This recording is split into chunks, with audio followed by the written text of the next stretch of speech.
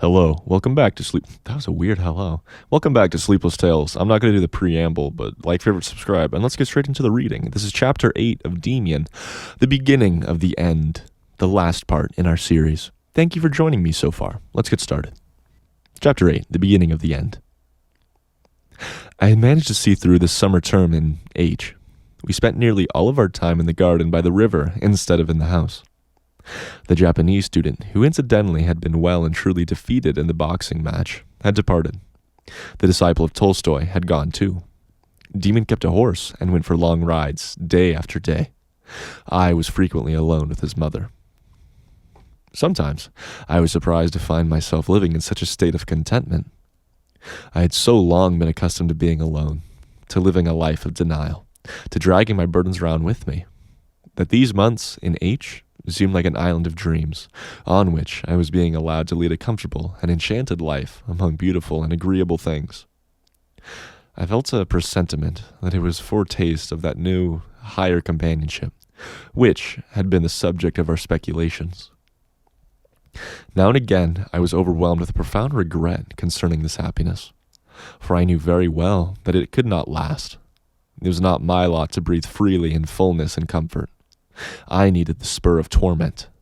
I felt that one day I would awaken out of these wonderful dream fantasies and stand quite alone again, in the cold world of other people, where there was nothing but solitude or struggle for me. From now on, I stayed close to Frau Eva, with feelings of redoubled affection, glad that my fate still bore those calm, handsome features. The summer flashed by easily enough. The term was already nearly over, and it would soon be time for farewells. I dared not think of it, nor did I, but clung to the happy days like a butterfly to the honey flower. It had been my golden age, the first fulfillment of my life, and my acceptance into a charmed circle. What was to follow? I would have to struggle through again, suffer the old longings, have dreams, live alone. One day, this foreboding came over me with such force that my love for Eva flared up suddenly and caused me great pain. My God, what a short time I had left. Soon I should no longer be seeing her, no longer hearing her good, assured step about the house, no longer finding her flowers on my table. And what had I achieved? I had luxuriated in dreams and comfort instead of winning her, instead of struggling for her and clasping her to me forever.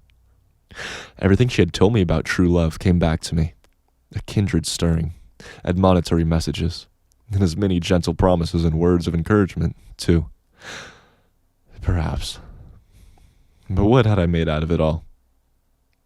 Nothing. I stood in the middle of the room and summoned my whole conscious being and thought of Eva. I wanted to gather all the power of my soul in order to make her aware of my love and attract her to me. She must come. She must long for my embrace. My kisses must resemble on her ripe lips. I stood and concentrated every effort until I grew cold from my fingers and feet inwards. I felt the strength ebbing out of me. For a few moments, something inside me seemed to contract, something bright and cold. For a second, it was as though I had a crystal of glass in my heart, and I knew that it was myself. The chill crept up to my chest. When I woke from this terrible tenseness, I felt that something was happening. I was mortally tired, but ready to see Eva come into my room, glowing and ecstatic. The trample of horses' hooves could now be heard down the street. The metallic sound drew near, then suddenly stopped. I leaped to the window and saw Demian dismounting below. I ran down. "What's happened, Demian? Nothing wrong with your mother, I hope." He did not hear my words. He was very pale, and the perspiration was running down his cheek from both sides of his forehead. He tied the bridle of the sweating horse to the garden fence, gripped my arm, and walked down the street with me. "Do you know what?" I did not know anything. Demian squeezed my arm and turned his face towards me with a strange, somber look of sympathy. "Yes, young, and started now." You knew about the strained relations between ourselves and Russia. A what? Is it war? I've never believed it possible. He spoke in a whisper, although nobody was anywhere near. It hasn't yet been declared, but it is war. You may be sure of that. I didn't worry about it before, but since then, I've come across new signs on 3 occasions. It's not going to be the end of the world, an earthquake or revolution, but war. You'll see the effect on people. They'll acclaim it with enthusiasm. Everybody's already looking forward to the first onslaught. So dull have their lives become, but you will see, Sinclair. This is only the beginning. Perhaps it'll be a great war. A very great war, but the new world is beginning, and the new world will be terrible for those who cling to the old. What will you do? I was dumbfounded. So strange and impossible did it sound. I don't know. What about you? He shrugged his shoulders. An immediate mobilization has been ordered. I've been recalled. I'm a lieutenant. You? I hadn't any idea. Yes, it was one of those things on which I compromised. You know how I have to attract attention, and I've always erred on the side of being overcorrect. I believe I shall be at the front within a week. For God's sake. Now, young'un, you mustn't get sentimental about it. It won't give me any pleasure to order men to fire at living targets, but that will be merely incidental. Each one of us will be caught up now in the great wheel. You too. You'll certainly be called up. And what about your mother, Demian? Now, for the first time, my thoughts turned back to what had been taking place a quarter of an hour before. How the world had changed. I had been summoning all my strength to conjure up the rarest image, and now fate was suddenly staring at me from a grinning, threatening mask. My mother? Oh, I don't need to have any anxiety about her. She's safe, safer than anyone else in the world. Do you love her as much as all that? You knew it then, Demian. He laughed a cheerful, unconstrained laugh. Little boy, of course I knew. No one has ever called my mother Frau Eva without loving her. How did it happen? You sent a message either to me or her today, didn't you? Yes, I did appeal. I appealed to Frau Eva. She was aware of it. She suddenly sent me away. I must go to you. I'd just been telling her the news about Russia. We turned back and did not say much more. He untied his horse and mounted. It was in my room upstairs that I first realized how much Demian's news, and still more the previous strain, had exhausted me. But Frau Eva had heard me. I had conveyed the message of my heart. She'd have come herself if... But how strange was, how fundamentally beautiful it all was. Now there was to be a war, and what we had so often talked about was to take place. Demian had known so much about it beforehand. How strange that the stream of the world would no longer be flowing just vaguely somewhere. It would suddenly flow right through our hearts.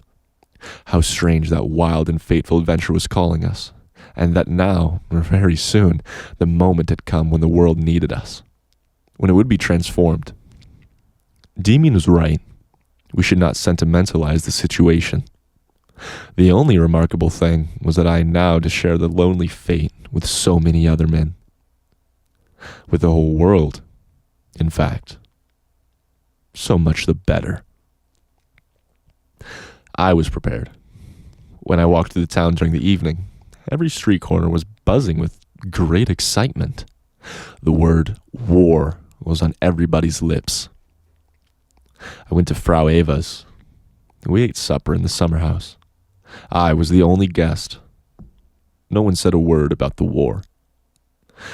Only later on, shortly before my departure, Eva said, "Dear Sinclair, you appealed to me today.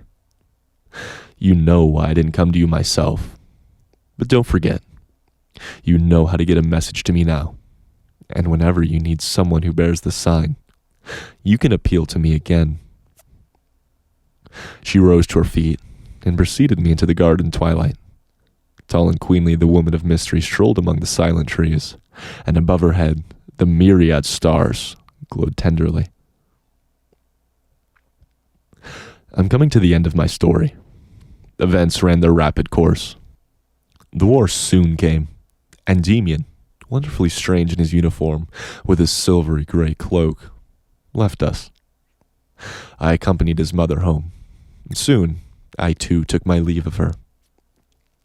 She kissed me on the lips, and clasped me for a moment to her breast, and her large eyes burned closely and steadfastly into mine. All men become as brothers. They thought it was patriotism and honor, but it was destiny into those whose unveiled face they were all momentarily allowed to glance. Young men left their barracks, entrained, and on many faces I could read a sign.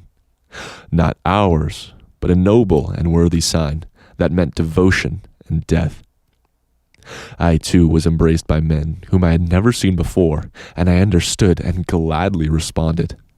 It was a kind of intoxication, that it had nothing to do with the will of destiny, but it was a noble intoxication and moving, because they had all stared into the eyes of fate for that brief, revealing moment. It was nearly winter already when I was drafted into the front. To start with, despite the excitement of being under fire for the first time, I was disillusioned. Formerly, I had pondered much on why man was capable of living for an ideal on so few occasions. Now, I saw that many, indeed, all men, were capable of dying for an ideal. Only they had no use for a free, self-chosen ideal. It must be shared and accepted. As time went on, however, I saw that I had underestimated humanity. However, much service and common danger ironed them out. I saw many men, living and dying, approach the will of fate with great dignity. Many, very many, were not only during battle, but at every moment of the day, the distant, resolute, as it were, fanatic look in their eyes which knows nothing of aims and signifies complete absorption in the horror of the moment. Whatever they might believe or think, they were ready, expendable. From them the future would be shaped. And the more the eyes of the world were focused on war, heroism, honor, and the old ideals, the more remote and increasingly improbable sounded any whisper of apparent humanity. And yet, all this was only on the surface. In the way, the question of foreign and political aims of the war remained superficial.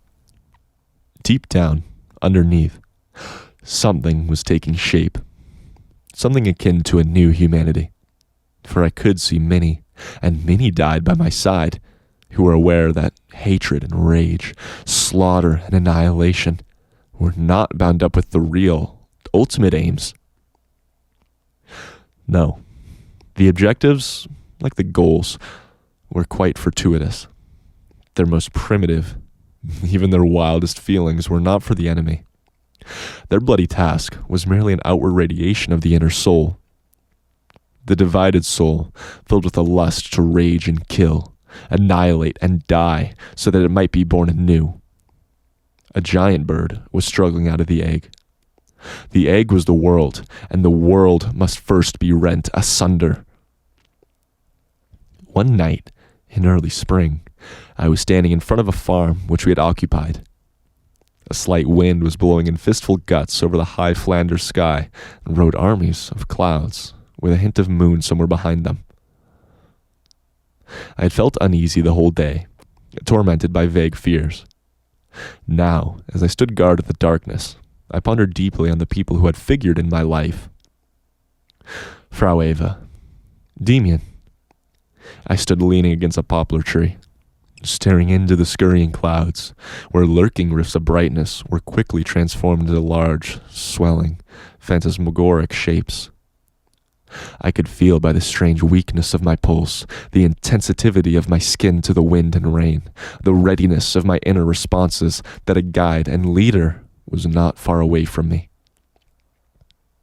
A great town could be seen in the clouds, and out of it poured millions of men who spread in hosts over vast landscapes. In their midst strode a mighty, godlike form with shining stars in her hair, as huge as the mountain, but having the features of Frau Eva. The ranks of men were swallowed up into her, into a gigantic cave, and vanished from sight. The goddess crouched on the ground. The sign shone on her brow. She seemed to be in the grip of a dream. She closed her eyes, and her great countenance was twisted in pain. Suddenly she called out, and from her forehead sprang stars, many thousands of them, which leaped in graceful curves from the dark heavens. One of the stars shot straight towards me with a clear, ringing sound. It seemed to be seeking me out. Then it burst into a roar, into 1,000 sparks, bore me aloft, and cast me down into the ground again. The world was shattered above me with a thunderous roar. They found me near the poplar, covered with earth and with many wounds. I lay in a cellar. Shells roared over me. I lay in a wagon and staggered across devastated fields. Mostly I slept and was unconscious. But the more deeply I slept, the more strongly I felt that someone was drawing me onwards, that I was held in tow by some force that had mastery over me. I lay in a stable on straw. It was dark. Someone had trodden on my hand, but my inner self still pressed forward, and I was drawn on more forcefully than ever. Again I lay on a wagon, and later on a stretcher or a ladder. More urgently than ever I felt I was being summoned somewhere, and that I must finally get there. Now I was at my goal. It was a night. I was fully conscious. I had just felt an irresistible inner urge. Now I lay in a room, in a bed, on the floor, and I knew that I had reached the place where I had been summoned. I glanced around me. There was another mattress close to mine, occupied by someone who now bent forward to look at me. He had the sign on his forehead. It was Demian. I could not speak, and he either could not, or did not want to. He was content to look at me. The light from a lamp hung above him on the wall and played on his face. He smiled at me. He gazed into my eyes for what seemed an infinity of time. Slowly, he edged his face nearer to mine until we were almost touching one another. "Sinclair," he whispered. I indicated with a glance that I understood him. He smiled again, almost as if in sympathy. "Young'un," he said with a smile. His lips were now quite close to mine. Quietly, he continued to speak. "Can you still remember Franz Kromer?" he asked. I blinked my assent and even managed to smile. "Listen, young Sinclair. I've got to go. Perhaps you'll need my help against Kromer or something else. If you send a message, I shan't come riding crudely on horseback or by railway train next time. You'll have to listen to your inner voice, and then you'll hear me speak within you. Do you understand? And there's something else. Frau Eva said that if things ever went badly with you, I was to pass on a kiss from her, which she gave to me. Close your eyes, Sinclair." I closed my eyes in obedience. I felt the brush of a kiss on my lips, on which there was a bead of blood that never seemed to diminish. Then I fell asleep. Next morning, they woke me up. I had to have my wounds dressed. When I was finally properly awake, I turned quickly towards the mattress next to mine. A stranger lay on it, whom I had never met before. The dressing was painful business. So was everything else that happened.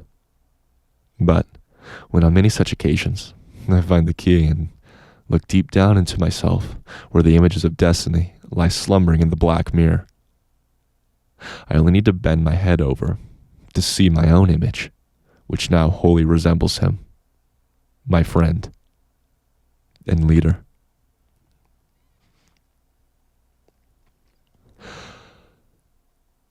And that is the end of Demian. what can I say besides zoinks, guys? This after like the 2/3 mark, it stopped even taking place in reality. I think I said before, this guy really floats in the room. That's not a joke. This guy might not even exist after maybe. What if he got into a drunken rampage during the drinking part, and then he went absolutely crazy? Will you take this as the very like esoteric, what if it was all a dream interpretation, or will you be like, ah, yes, of course he was hit by a star. That would be epic.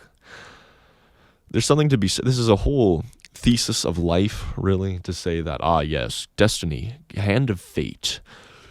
It's the one of the new age metaphysical, go to your your wife's fitness coach, yoga master, and he'll tell you, ah, yes, I'm one with all things, including the fish.